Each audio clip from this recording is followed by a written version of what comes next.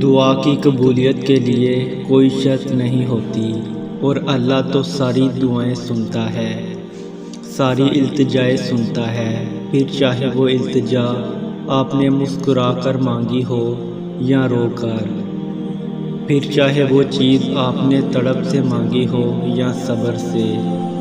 سوتے ہوئے دعا کی ہو یا ہوش کے عالم میں، دن کے اجالوں میں کی ہو یا رات کی تاریکی برے عالم میں، وہ سب سنتا ہے، وہ سب جانتا ہے۔ اور اللہ تو وہ دعائیں بھی جانتا ہے جو آپ نے کبھی منہ سے بیان ہی نہیں کی، جن کو آپ نے کبھی لفظوں میں اتارا ہی نہیں، جس کا علم آپ کو خود بھی نہیں ہوتا۔ آنسو دو طرح کے ہوتے ہیں، ایک وہ جو رو کر بہائے جاتے ہیں، اور دوسرے وہ جو مسکرا کر بہائے جاتے ہیں۔ اور اللہ کو اپنا وہ بندہ بھی عزیز ہے جو روتا نہیں ہے، اور وہ بھی عزیز ہے جو آنسو کے دریا بہا دیتا ہے۔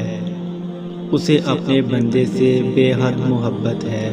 اتنی محبت جو آپ نے کبھی دیکھی ہوگی اور نہ کبھی آپ کا گمان اس تک پہنچا ہوگا۔ تمہارا یقین اور تمہاری دعائیں ہی تمہارے حالات بدلتی ہیں، اور جب اللہ تمہیں خود سے رجوع کرنے کی توفیق دے دیتا ہے، تب وہ قبولیت کو تمہاری تمام دعاؤں کا مقدر بنا دیتا ہے۔